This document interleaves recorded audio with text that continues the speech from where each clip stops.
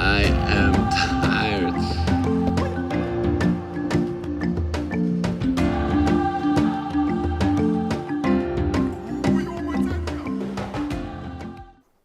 Okay, it's time to get started. Some people might come a little bit later. That's fine. Thank you everybody for coming. Really appreciate it. Today I'm going to talk about how I almost died down under, New Zealand edition. As I said at the beginning, feel free to scan the QR codes. You can ask any question that you want as we go. So let's get it started. So every time I do something, I like to know why I do it. So first of all, why for this presentation or for this lecture, for this talk? Still not sure how to call it. So I think traveling is a really good thing, really good investment. So this is one of the reasons why I'm doing it. I would like to share my experiences, hopefully inspire some other people, and if not, just say how it is to live in a different country, how it is to travel, and why I traveled to New Zealand. So there's an interesting story to it. I had a girlfriend last year, and our goal was to go to Australia and New Zealand and then travel the whole world for about a year. It didn't work out, but I still figured that why should I not go? So this is a really complicated sketch. It took me some time to create it. So this is my whole journey from January to May of this year. Started in Australia, did a whole road trip around Australia, but halfway I went to New Zealand. I talked about Australia last week. If you guys want, it's going to be on YouTube at some point. And this is my journey through New Zealand. So as we go, we are going to go one arrow by one. I'm going to show you how it all went, and we're going to talk about different places.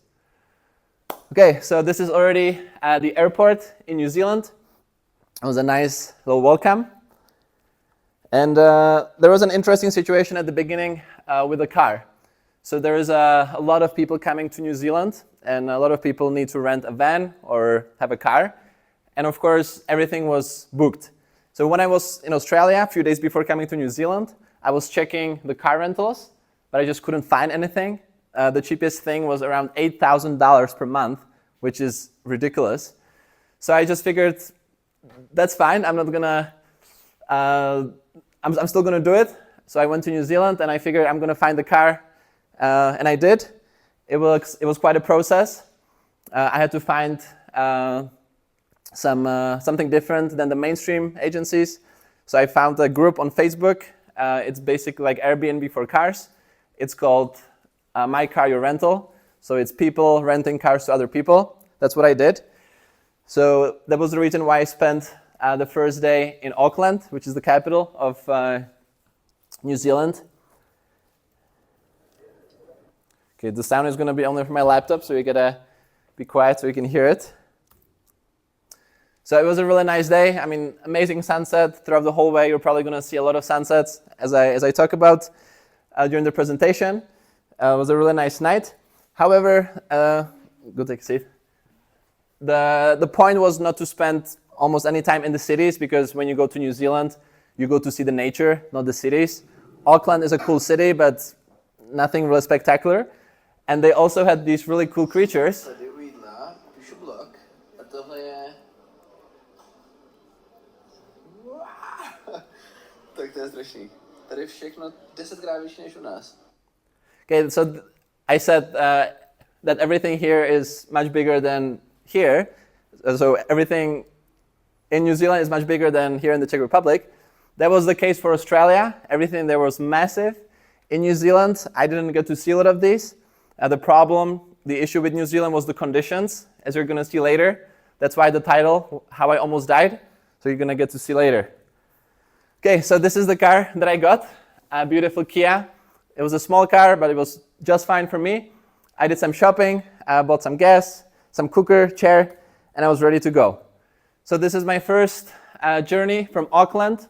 I went a little bit south to Rotorua, which is a volcano area in the north of the North Island. So this is what was there.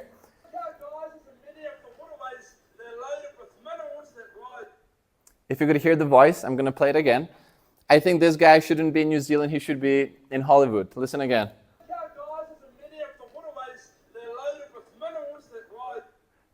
I wasn't sure if I liked him speaking more or looking at these things, because I don't know why his voice just captivated me. And this was really cool. So these are half kind of active volcanoes. You can see the steam from it. It smells like sulfur. So this is something similar to what they have in Yellowstone National Park in the US. It was really nice to see it. It's also really beautiful.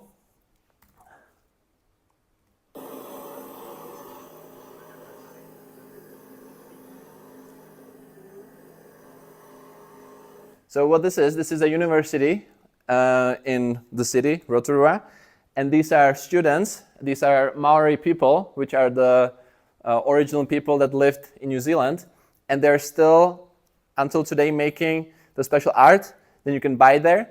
So for them, it is like a degree. So they make these nice ornaments, and then they sell it. So they try to preserve the Maori culture, which I think is really cool. And I have a question for you guys. Who knows what this is? Does anybody know? Oh, very nice. So this is kiwi. This is the national animal of New Zealand. And there's a really funny thing, because Australians, they call New Zealanders kiwis. So when I came to Australia at the beginning, they kept speaking about kiwis. I was like, why do you talk about kiwis? Like, I'm not hungry. But then I figured they're talking about people from New Zealand, which was pretty funny. And also in the place where I was, it was right next to the volcanoes. They had some natural thermals, which was really cool. You could go there. Apparently it had some healing properties, which I felt right after, which was nice. And the next journey was to Lord of the Rings, to Mordor, as you're going to see a little bit later. But before that, I'm going to show you some beautiful sunsets and how excited I was about them. So I think this was my first night driving.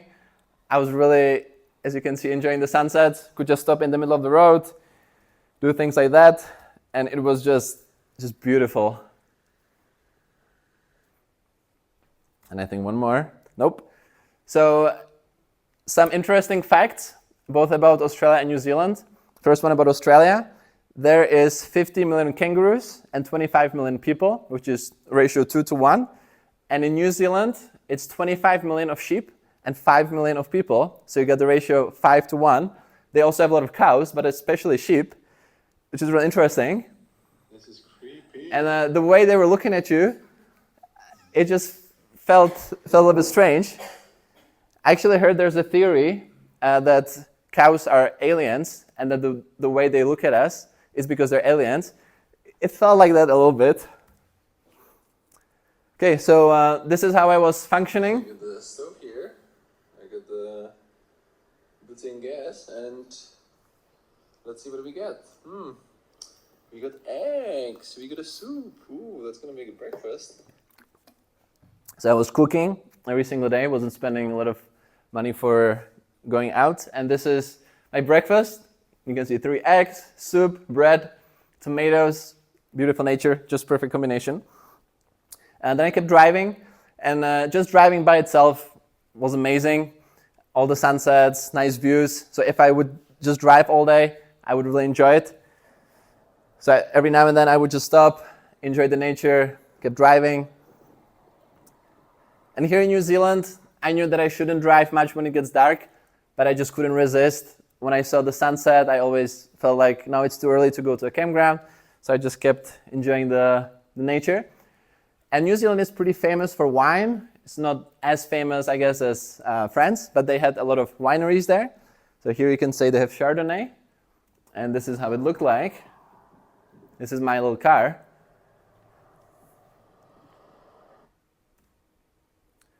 And also, so they had all kinds of animals. Like throughout my 5 months in Australia and New Zealand, I saw everything basically that you see in a zoo. These are, I was driving in the middle of the road. I just stop and I see, it's beautiful. It was really, really nice. And now we go to Mordor. For those of you that have watched Lord of the Rings, this is what we're gonna look at now. So there's a hike. It's called the Tongariro Alpine Crossing. And in the middle of it, you have the mountain where Hobbit and Lord of the Rings was shot. First, you have to start walking a bit. Before you get there, little waterfalls. And this is it. So if it looks familiar for some of you, so this is the Mount, now I forgot the name, you probably know, from the movie. And I caught a really nice moment that there is some smoke over the mountain. So it felt like Sauron is making some, maybe some food there. And this was probably the most beautiful hike I have ever done.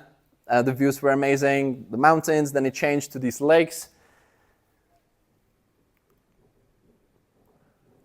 Okay, I thought this was going to be more action there. As a right Czech person, I always had my beer with me. So when there was a nice spot, I would drink my beer, which was great. The beer wasn't as great as here, but it still did the job. And this was the journey. So we would walk over here. After we finished the hike, I actually looked up how many people get injured or need to be rescued or die there. And it's actually quite a lot. Sometimes it happens that you get lost because the route is not, there is no signs. So there were, I think, tens of people that have died there. But for us, the conditions were fine. There was other people, so it was all good.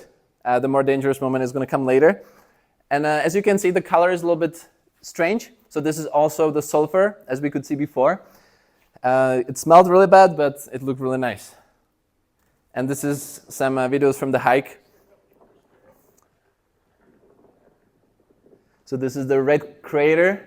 They say there was a meteorite that fell there, and it created this. And that's one thing that is really cool about New Zealand. It's similar with Hawaii, Johnny knows, that the nature changes every hour, every few kilometers. Sometimes you get green, sometimes it's warm, sometimes it's cold, snow. You have here the gray, the orange. Later we're going to have grass. At the end of the hike, I met some Czech people that live in New Zealand. It actually turns out that there's quite a lot. They gave me some really nice tips. So that was a nice little distraction. And I kept driving to the most dangerous hike that I did there. But before that, amazing rainbow. Okay, so this is the profile of the hike. I guess it's hard to see anything, but basically you start here. This is Mount Egmont National Park. It is a mountain, and around the mountain you have a circle of green trees, as we're going to see later. And you basically go from 946 meters to 2,518 meters in about, I think it was 2 kilometers. So you were just going really up. Wasn't easy, and they would tell us. This was really interesting. Every now and then they had these signs that, how do you feel? If you don't feel good, you should go down. Can you see? If you can't see, you should go down. This was still manageable, but as you see, it got pretty bad later. And this was the hike. It's pretty difficult, so meter by meter, I would keep going up. And this is so if I had the full 360, which I don't have because the weather wasn't good enough, around the mountain, the circle of the forest, of the trees, was really cool. Tried to do some panorama. And this is how it looked like. So not sure how it looks like, but going up was really difficult because the rocks were super slippery. So it would take you like 10 minutes to go 50 meters. It was really slow. And as you can see on the left, the visibility started being really bad. They had the poles every like 50 meters, but at some point you just couldn't see. So luckily I had my Maps CZ. It's I guess maps that were developed here in the Czech Republic, and they work everywhere. So I would just have my phone and I would keep going based on the maps. Unfortunately, it wasn't the best view, so I didn't get to see the full 360, but still, it was really cool.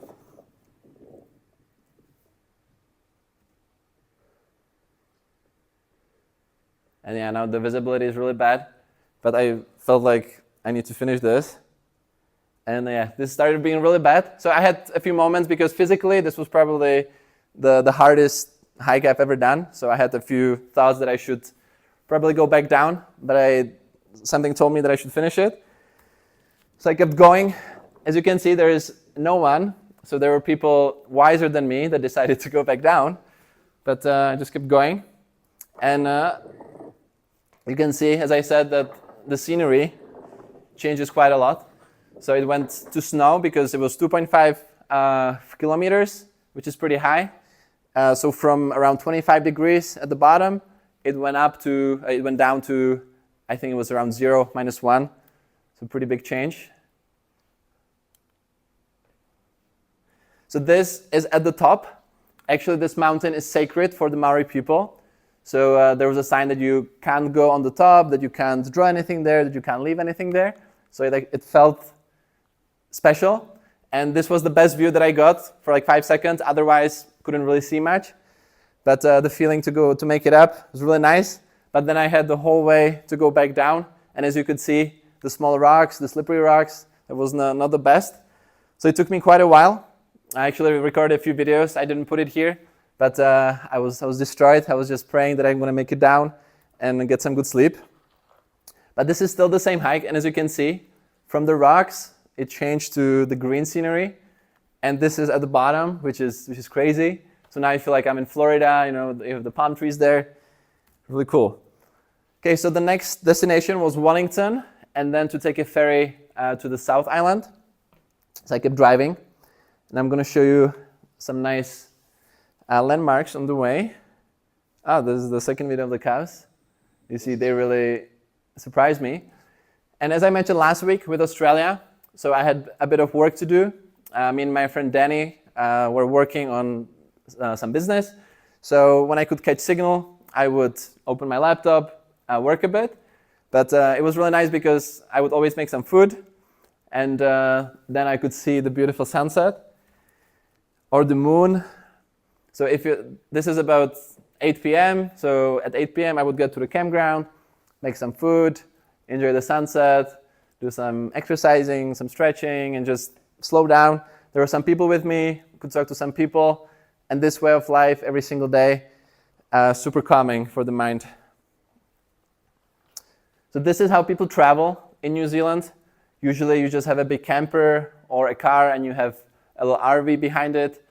There is, I don't know how many, but thousands, tens of thousands of people that this is just how they live. It's regular people from New Zealand. They just go from place to place, stay there for 2 weeks, and keep going. I think it's not a bad lifestyle. And there were so many lakes on the way, so every time I would go to a lake, I would either go in or do a little meditation, just enjoy it. And I'm going to mention more about it at the end. But there was something that really touched me about New Zealand. I don't know what it is, but after I did a day and a half fast, something in my mind just changed, and everything was so clear. But I guess if you have nature like this, it's not so hard for your mind to be really clear. And yeah, just enjoying the views, doing some meditation, going to the water.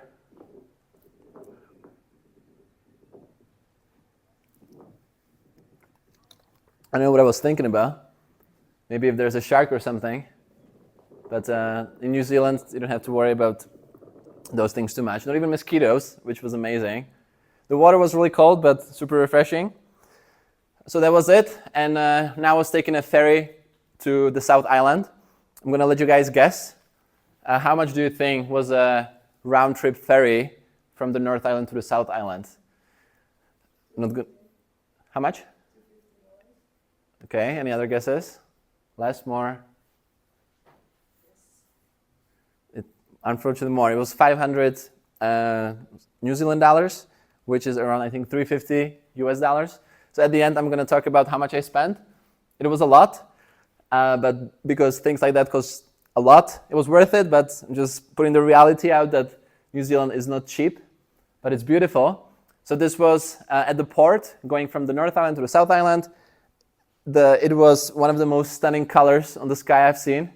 There was a random guy that took a picture of me, which was nice. And this is already the South Island.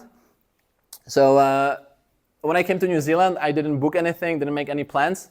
I thought that I can just go to places and it's all going to be good. But then the Czech people told me that I need to book every single thing. So as some of you know, there is the Hobbit village, there is some caves, there is some hikes, and you have to book every single thing. So before I went on the ferry, I decided, okay, let's book everything. So I had a 4-day hike booked in a few days, so I had to plan accordingly. So this is a few days leading to this.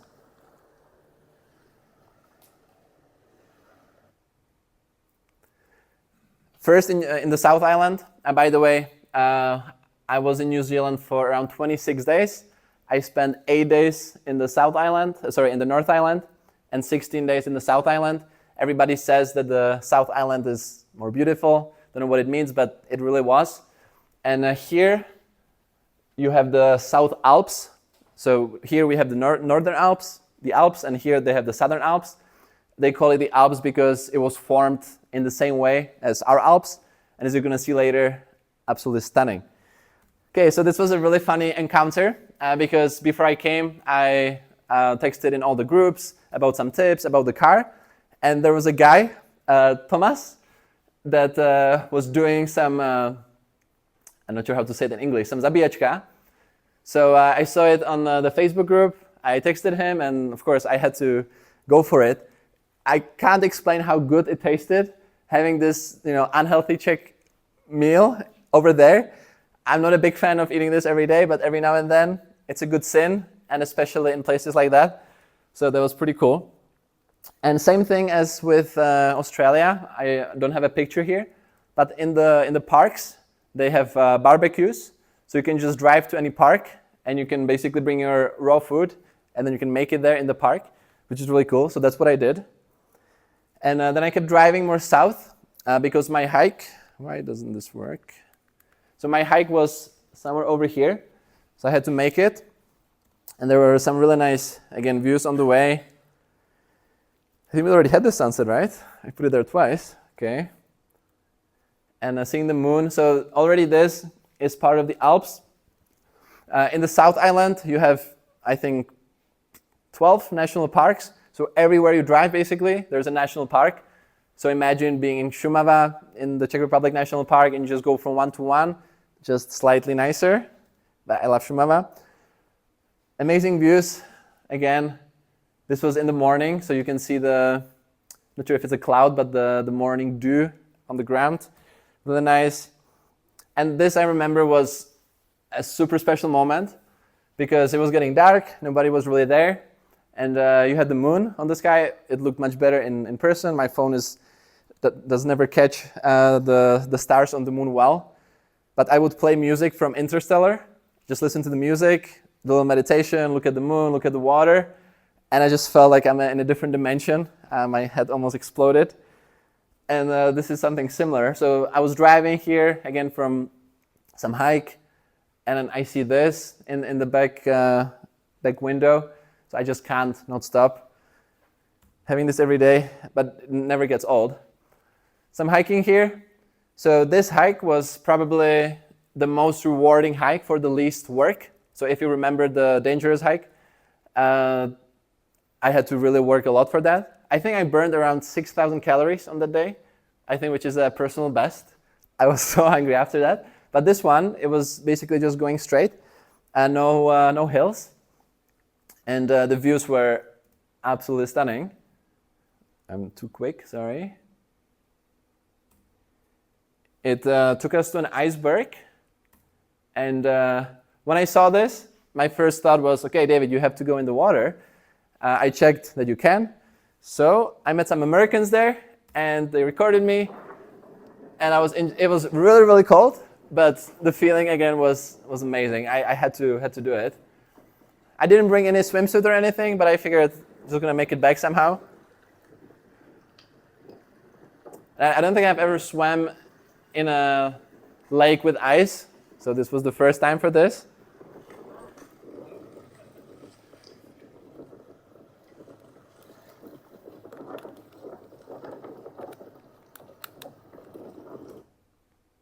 Okay, so this is the next day. The weather changed quite a bit.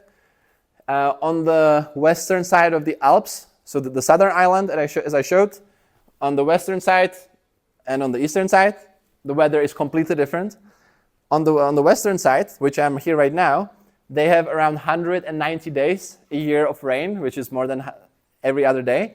But on the other side, there's a place that there is no rain at all in the year, which felt insane after this. But I was told that I was extremely lucky because this is the Milford Sound, which is a really famous place for tourists. And you have rocks with trees. You drive among them, but sometimes it happens there is so much water that there's waterfalls coming down from the rocks, which is exactly what happened. And I was really lucky because I went there and was like, oh fuck, it's raining. This is not the best jacket. I'm gonna get wet. And tomorrow I have the hike, so I need my stuff to be dry. But then I figured, come on, David, what are you doing? Let's go. So I went to explore, and it was crazy, but it was so worth it. I'm gonna say it again. I have been to the Niagara Falls, and I think they are most overrated attraction in the world. I would say that this is 10 times better than the Niagara Falls, and this as well.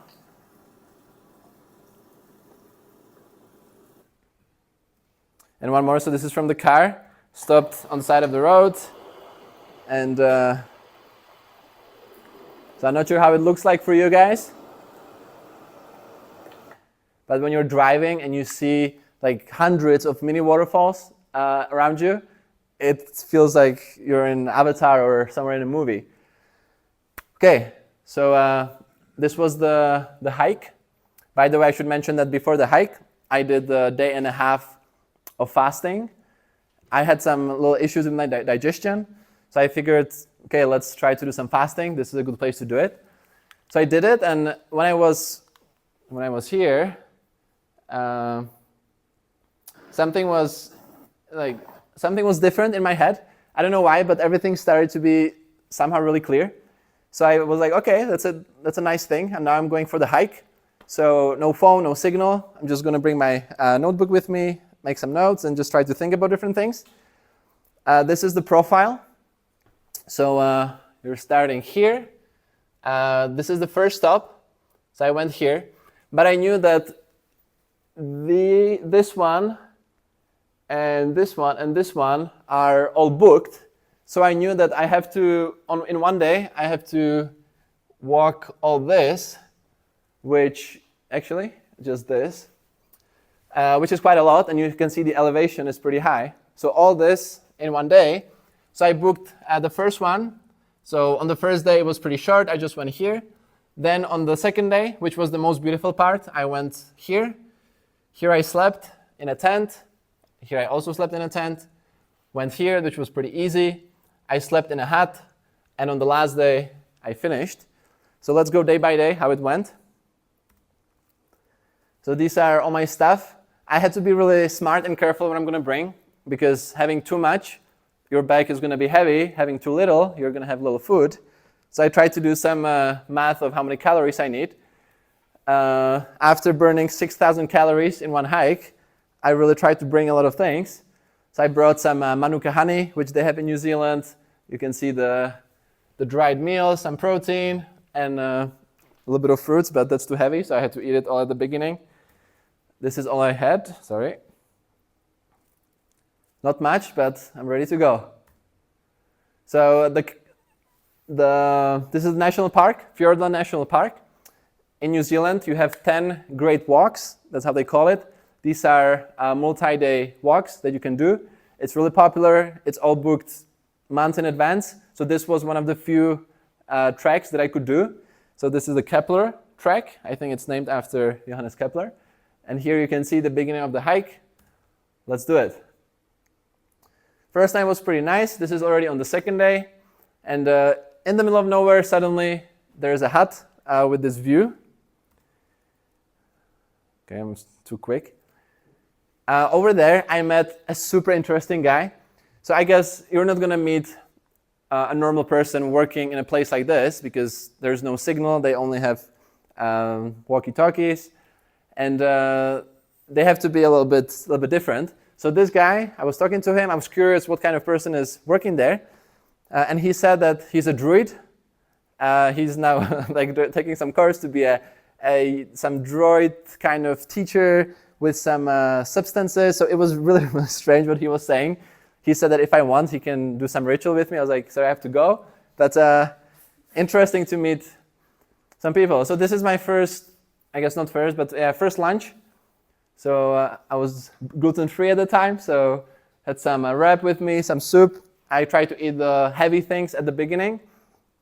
One mistake that I made, for the dried meals, you need warm water for them to cook. but I didn't have a cooker.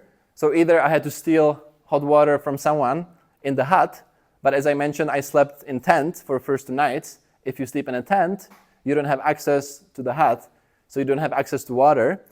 So I would always have to kind of break in and ask people to borrow me water, which they always did. They were super nice.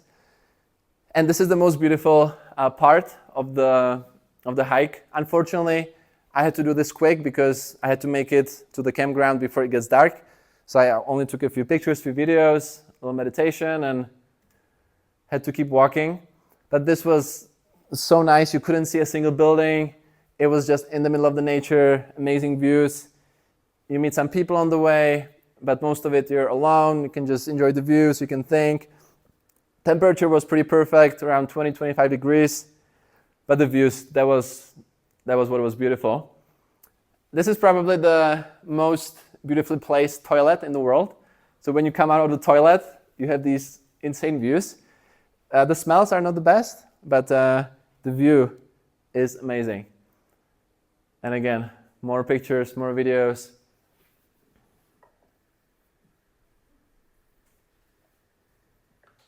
So this was the already second part of the day. So you would just walk along the mountain, and I was getting a little bit tired, and I still had a long way to go. But then I had a friend. I made a new friend. This is Kea.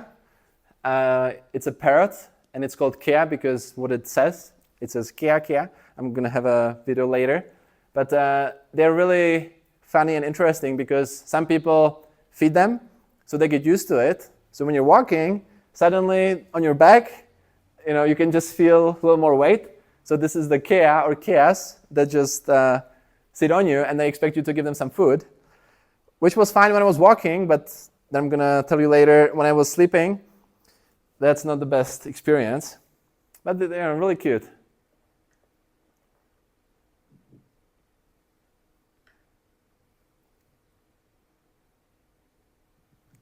Like he's doing he's not there really. So he's pretending that he's not there, but I could see him. And then he would follow me until almost the end. Again, more videos. I think I already had this one there, sorry. And again, the scenery was changing a bit. So you had a lake, then you had Bajina, not sure what the name is in English. Swamp, thank you. And this is already how I felt. We're unreal, they still are. But I am tired. 27, 8, I don't know, kilometers. I am tired. I'm just excited to get there, get some food and sleep. This is, wow, like up and down, rocks, hard terrain. It is a challenge, but it's almost there. Yeah, so it wasn't the easiest. So this is the hut, but ignore this for a few seconds. After the video, I was sleeping in a tent because all the huts were booked. And there was a reason why there was almost no one sleeping in tents, because as I mentioned, the keas, so when you sleep, they learn that people keep food in the tents. So when you sleep, they try to, with their sharp mouth, they try to get in the tent. So I wanted to get a nice sleep. I didn't get a nice sleep because also I made a mistake. My tent was a really bad tent. So you would get flies in there if it was raining with water in it. And I'm also pretty tall. So I had to sleep sideways, which still wasn't enough. My head was touching one side of the tent and my feet were touching the other side. So every time the kea would come, I would feel like something is trying to bite me. So then I tried to sleep like a baby. Didn't help because it can really make a hole in your tent. So there was around 4 or 5 people sleeping with me. So every time I would hear someone clap or say, go away, I would know that the keas are attacking us. And what was even worse probably, I don't know how, but mosquitoes got into my tent. So I woke up, mosquitoes everywhere. So I pegged the tent and I ran straight just to get to the hut. So on the day after this bad sleep, I had around 16 kilometers, pretty much going straight. So that was pretty easy. I could take it really easy. And I think this is a record. As you can see the number over here, number 38, I think there was around 42 beds. So I have slept in hostels I think the top is 23 other people, but this time it was 40, so that was pretty cool experience. Luckily, I came first, so I could have a nice bed at the bottom. I took the one just by herself, but there he was. All these people had to sleep next to each other. As you can see, it is pretty tiny. So I think if I was there, I would probably be touching the person next to me. But great experience, hut in the middle of nowhere. This is where I slept at the bottom, and this is how it looked like. Yeah, pretty unique experience. And these are the keas. So this was at the hut in the morning. They would come, say hi, and then play with each other. Let's see if they're going to say kea. And they're numbered. Oh.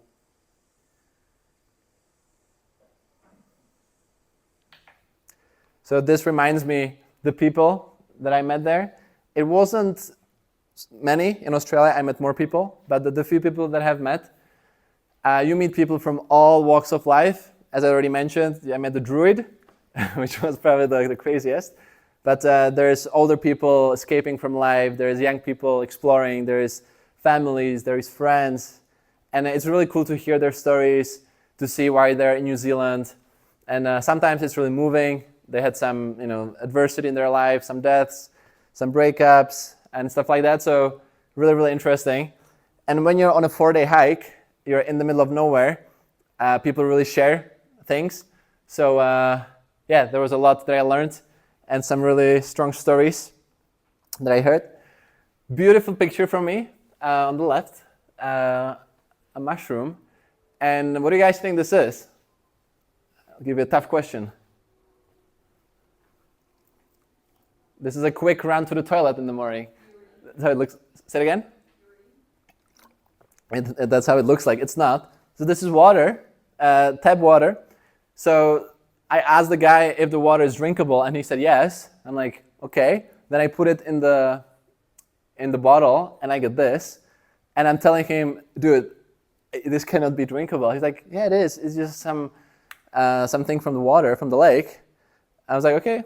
So I had to drink it because there was nothing else. And I was fine. I felt completely fine. Okay, so this is the last day, finishing the hike.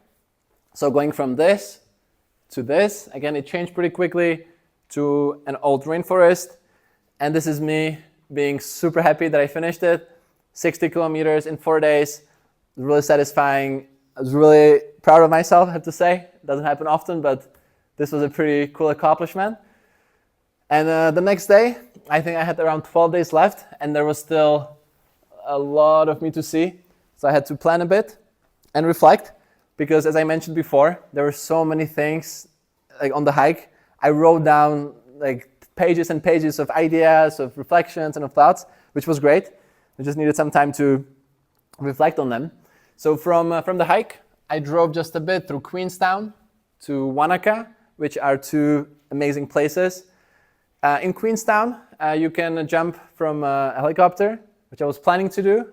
I didn't end up doing it, so I have to come back to New Zealand again, which is a nice excuse. And this is another day, another hike. You can see, again, made some friends on the way. So now the question is, are they aliens or not? This is the view from the top. And I met a guy there with a really nice name. You can guess what his name was. His name was David. He was from the UK. We had a really nice conversation. He was in South America before. That's where I would like to go at some point. So he gave me some really nice tips. He was my age, so had a really nice conversation. And he had quite a problem at night because his hostel that he was supposed to be in, he couldn't get in. So then he calls me late at night if I can drive for him and if he can sleep with me. I was like, yeah, of course. So I took him to where I was sleeping. He had his own tent, but he wasn't able to build it. So it took him quite a long time. But again, we had a beautiful night, made a friend there. I don't have a picture with him in New Zealand, but I have a picture with him later. I'll show you. But first, If you want to tell someone that you're from the Czech Republic, but you don't want to say it, you just do this.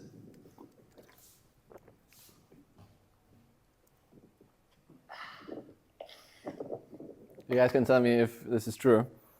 And this is David.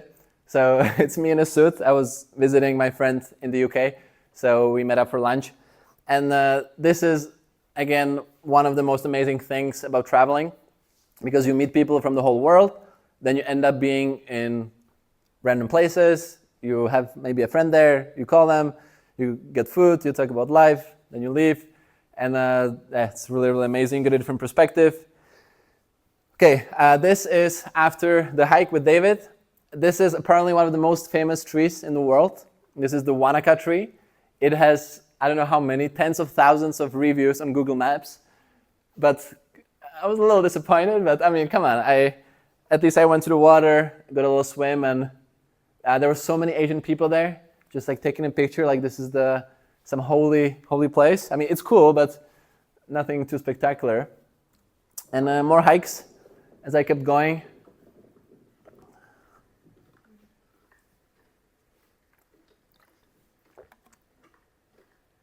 Can you feel the peace?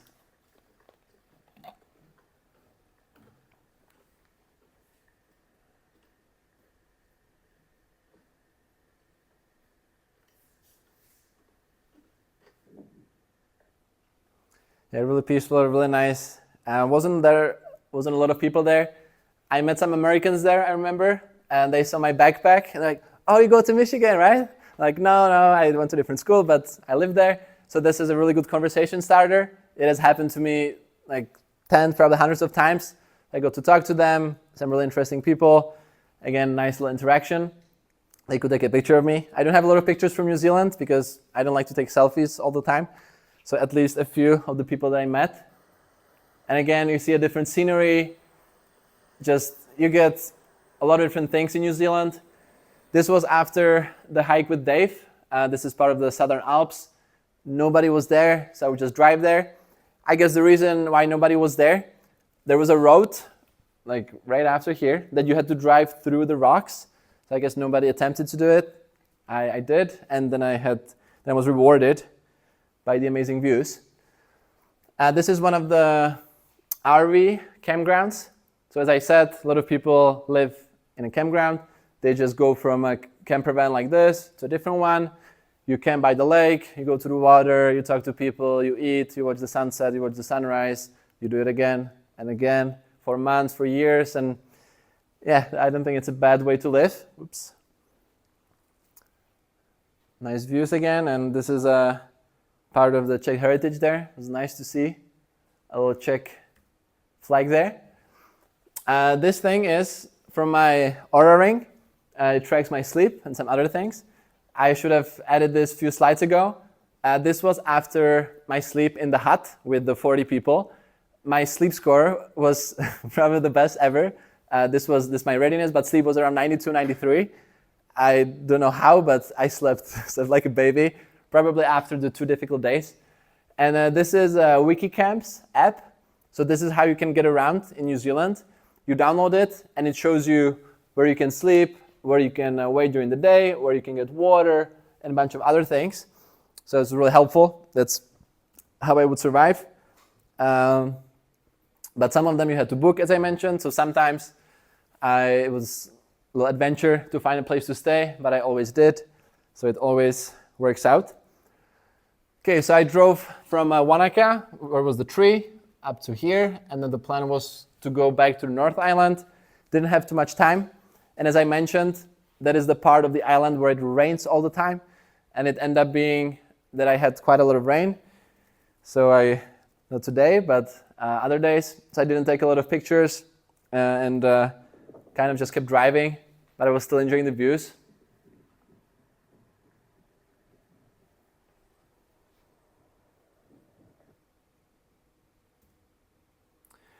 So this, I think 3 days in a row, it was raining like this, so it wasn't too much fun. I couldn't really do a lot of hiking. And I had the worst nights here because it was raining. And as I mentioned, my tent was for 15 New Zealand dollars from Kmart, which is like 200 Czech crowns, which tells you a lot about the quality. So once it starts raining, the water gets in.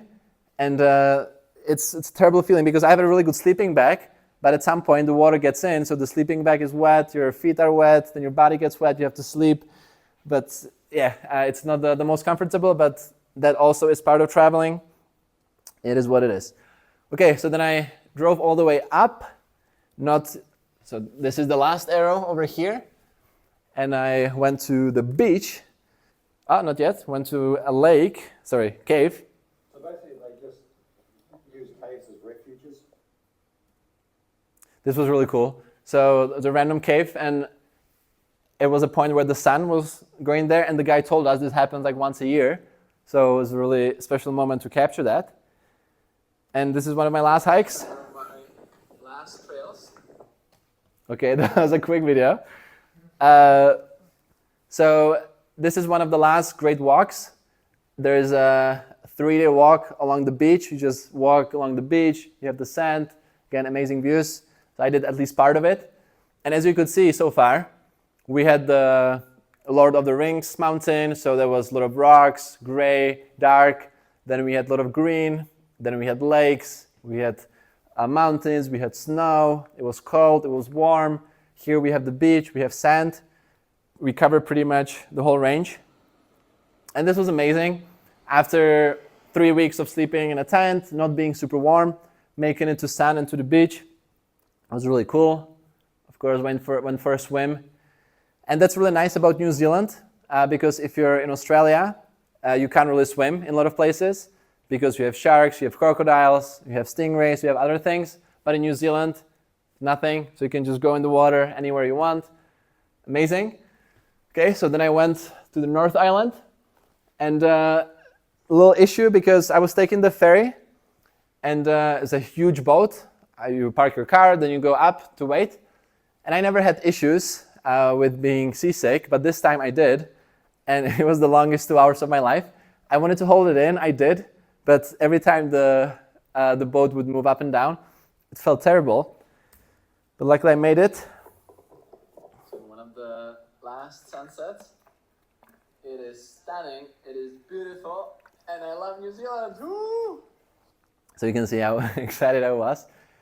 And again, this doesn't really capture how it looked like, but I tried with my iPhone. But not every single night, but I would say 80% of the nights when the sky was clear, you wake up in the middle of the night to go pee, or just before you fall asleep, you have the Milky Way above you. So you look up, you have the Milky Way here, you have other stars next to you. And after some time, I could memorize some of the constellations, and then I could know where is the south, where is the north. And there is something special about falling asleep, having this, and again, then you wake up, you have the sunrise. Beautiful. Okay, so there were 2 things that I had to book 2 weeks in advance. Can someone tell me what this is? And I'm going to give you a hint. It is not the sky.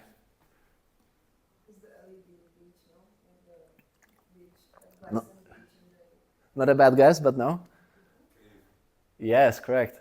And what are the lights? It's worms. So like those little things. So this is the glowworm caves. I think they say it's only in New Zealand. So this is like a huge, huge cave. It looks like it's small, but it's, I don't know, like hundreds of meters. You are on the water. So the guide takes you there. The lights are on, but then it's all off. And then you don't hear anything. You just see this. And that felt like you're on a different planet. It felt a little bit scary because you don't know if something's going to jump on you. But it was pretty cool. And where are we now? I guess you guys can know because it's written there. So this is the Hobbiton. This is another thing that you had to book. And I wanted to go there when I was going down, but I went there and I'm like, hey guys, I want 1 ticket for the Hobbiton. And they just laugh in my face because like, you have to book this like 2 weeks in advance. Sorry, we have no spots. So I was like, okay, I'm going to try to do it when I go up. And I did, and wow, this was amazing. I'm going to show you a few pictures, a few videos. Now imagine you're in a fairy tale. This is the Hobbit, this is the Lord of the Rings. You're living in Hobbiton. You have no problems. Everything is good. This is how you feel when you're there. This is where Samwise Gamgee lived. So this is, I guess, an example when you have insertions. Is there like ad stuff here? So over there they have where they sell apples, where they sell different things, and it was really, really nice and felt really peaceful.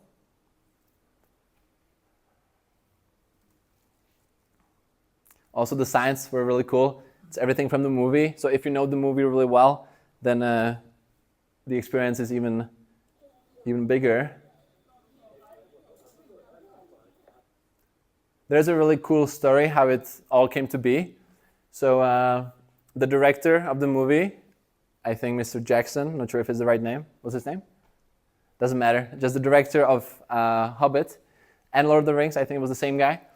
So they were flying around the world, and they were taking helicopters above different places to look for the right place to shoot it. And they were flying here in New Zealand, and there was just hills, green hills. And the guy said, this is it. He had the eureka moment. So this is where they shot it. So there was nothing here. And then there was a guy that owned the land. So the director went to talk to the guy.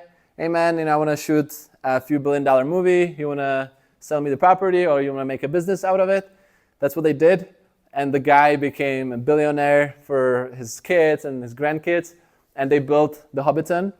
Some of the rooms or houses, there's actually things inside. Some of them just empty. And they took us into one, which we're going to see later. This is the famous sign from the movie.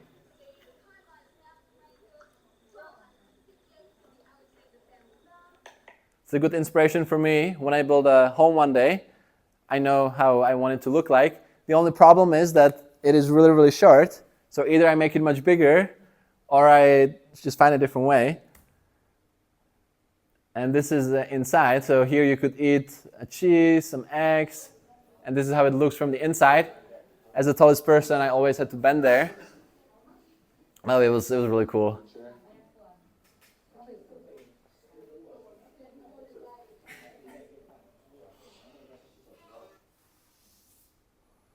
You can see the size proportion. I'm slightly bigger. This is a picture from the first time that I went there. So I only, as I said, they had no tickets, so at least I took a picture in case I'm not going to be able to see it. Luckily, I did. And this is, I forgot the name, sorry, a guy from the Netherlands. So we had some really intense conversations about beer, because my opinion is that Czech Republic is the beer country. It's not Germany. It's not the United States. It's not the Netherlands. I hope people on YouTube are listening now. It is the Czech Republic. So every time I meet a German or a Dutch person, I always tell them, we drink the most beer per person. Our beer is arguably the best. I'm not saying it's the best, but I think there's a lot of arguments for it. So after the conversation, we were all happy, but it was really intense during. And there is a mistake. This is the wrong slide. Doesn't matter. But there was supposed to be an arrow all the way up to Auckland. So this is already 2 or 3 days before me flying back. Enjoying the beach. And this was a really special moment, because going to New Zealand has been a dream of mine for a long time. And I knew that it's over in a day, but I wanted to reflect and think about why I felt so good the whole month. So I tried to think hard about it. I guess part of it was the nature. There's no rush. I didn't have really any schedule. So here, again, a little meditation with the waves. I remember talking to my friend Danny here. We haven't talked as much in the last few months, but we had such a good conversation. So I think also the place, I'm going to have a really good memory on it. And there was one thing that I wanted to see in New Zealand. And of course, there's rugby. See the All Blacks. And the haka dance. Well, I didn't get to see the haka dance. I was mistaken. Somebody told me that you can see it in every single rugby game, but apparently no, it's only when the national team plays. So this is the biggest team in New Zealand. It's the Auckland, I think, Raiders. Sorry if I'm wrong. But yeah, there's no haka. So, but at least I got to see some rugby. There was a little New Zealand guy next to me. Really nice atmosphere. There was a guy next to me. He was like 10, and he would explain me every single play, every single thing. So now I'm an expert in rugby. This is my last night. I was actually not the best, because I thought that there's going to be a lot of campgrounds around Auckland. It turns out there is not. So I drove to some. I found in the app that there's going to be a campground around 50 kilometers away. So then I drive there, it's already night, but then the road becomes unsealed and it just goes in the middle of nowhere. So I had to sleep on the side of the road. I was slightly worried they're going to find me, they're going to give me some fine, or someone's going to come. But luckily, it was fine. I slept in the car, which was not the most comfortable. As you could see, the car is really, really tiny, but I managed. So not the best last night, but didn't matter. Had some last few views. And unfortunately, that's it. So after that, I flew back from New Zealand, flew back to Australia. By the way, this was in February and March this year. So as you probably know, in the Southern Hemisphere, the seasons are flipped. So right now, or not right now, when I was there, it was the peak summer in New Zealand. So which is the best time to go, because right now, in June, July, it's really cold there. So not the best time to go. So I managed, and this is how I finished my adventure. This is not the most exciting part. So I think this was February, and this is half of the month, and I already spent, this is like $2,500. I think the trip cost me, the New Zealand trip cost me around 7,000 New Zealand dollars, which is around, say, 4,000 US dollars. Which probably sounds like a lot. It's like 100,000 Czech crowns. But it was so worth it. I would give it again. But the crazy thing was, I spent almost nothing for accommodation, very little for food. But still, it added up. Just the ferry was 500, then the Hobbiton, I think, was 80, then the caves, 120, and it just would add up.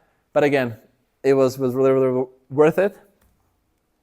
Few lessons, as always. So as I have been talking about, clear mind, I guess it's not a lesson, but it's something that I got from there. Somehow it still stayed until now. I'm really grateful for it. My mind is clear, which is good. I did longer fasting for the first time. Never would guess I'm going to do it. Again, great experience. I can only recommend it. I became a camping master. I don't know why I wrote it there. But because every night I had to sleep in a tent or find a place to stay. I always had to figure it out. I learned to use the hiking poles. I learned to, how it works, how to cook in the middle of nowhere, kind of the camping etiquette, which was really cool. I did my first overnight hike. Never did that before. Also a good experience. With the hiking gear, I had the poles. As you could see, I had the hat, because that's one thing that I had to be really careful about. I came back from Australia, and I wasn't really tanned. You can probably tell. I'm more tanned now from the sun here, but I was being extremely careful because there's the hole in the ozone there. So I would always have my hat on me. Looks really cool. Of course, meeting people was a really good experience. As I said, didn't meet millions of people, but I met enough people to see how Kiwis really are. They are really amazing, chill, nice, welcoming people. I didn't have a single bad experience. They're extremely nice. Also talked to some Maoris. So I mentioned last week that in Australia, we have the Aboriginal people, and in New Zealand, you have the Maoris. And there's a big difference, at least for me, between them. The Aboriginals in Australia, I felt that they don't really want other people to be there. Yes, their history is pretty sad, but I felt pretty unsafe. On the other hand, with the Maori people, I felt really good. They were super welcoming. As I showed you, they were making the art in the school. They still tried to preserve the culture. And instead, there were also some bad things that happened in New Zealand in the past, but they tried to make the most out of it. They tried to do something good for the world. And I would really recommend, going to New Zealand. Yes, the most stunning nature. I would be really surprised if I'm ever going to say that there's a more beautiful country than New Zealand. There's just so many beautiful things. And last but not least, Andrew Huberman. So some of you might know, he's a neuroscientist at Stanford. He created his own podcast about 2 years ago. He talks about life, how to live well, about sleep, nutrition, and all these things. And I listened to like 10, 15 episodes from him. And a lot of things just clicked. So I can recommend that. No, he's not giving me any money to talk about this, but he's really good. So I figured I'm going to mention it. And I think this is it. So thank you for coming, and now we can get to questions.